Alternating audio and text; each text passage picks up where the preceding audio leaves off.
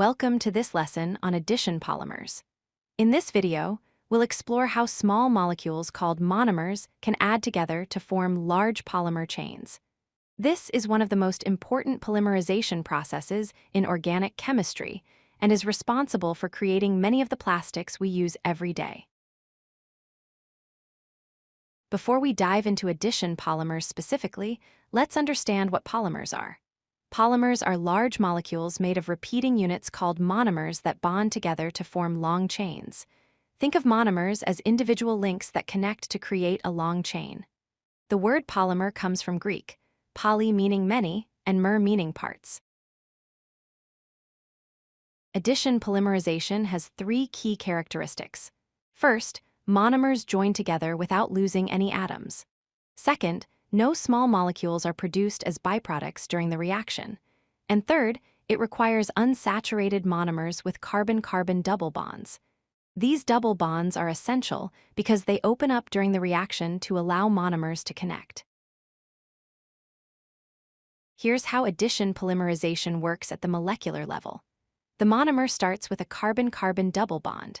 During polymerization, this double bond breaks and converts into a single bond. This allows the carbon atoms to form new bonds with other monomers, creating a long chain. The polymer chain continues growing as more and more monomers add on. Let's look at a classic example, polyethylene. The monomer is ethylene, with the formula CH2 equals CH2. When N molecules of ethylene undergo addition polymerization, they form polyethylene with the repeating unit CH2CH2. The subscript N indicates that this unit repeats many times.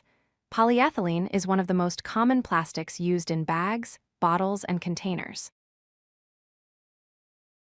Addition polymerization produces many important materials. Polypropylene is used in packaging and textiles like ropes and carpets.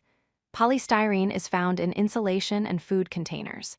And PVC, or polyvinyl chloride, is used to make pipes and vinyl products. Each of these polymers starts with a different monomer containing a double bond. Addition polymerization doesn't happen spontaneously. It requires a catalyst or heat to start the reaction. This initiation step creates reactive species called free radicals or ions. These free radicals are highly reactive molecules with unpaired electrons. They attack the double bonds of monomers, opening them up and starting the chain reaction that builds the polymer. Let's summarize the key concept. Addition polymerization occurs when monomers with double bonds join together directly, without eliminating any atoms, to form long polymer chains. This process is responsible for creating many of the synthetic materials we rely on in modern life. Understanding addition polymers gives you insight into how chemistry creates the plastics and materials that shape our world. If you like this video, hit that like button and don't forget to subscribe. Visit codelucky.com for more such useful content.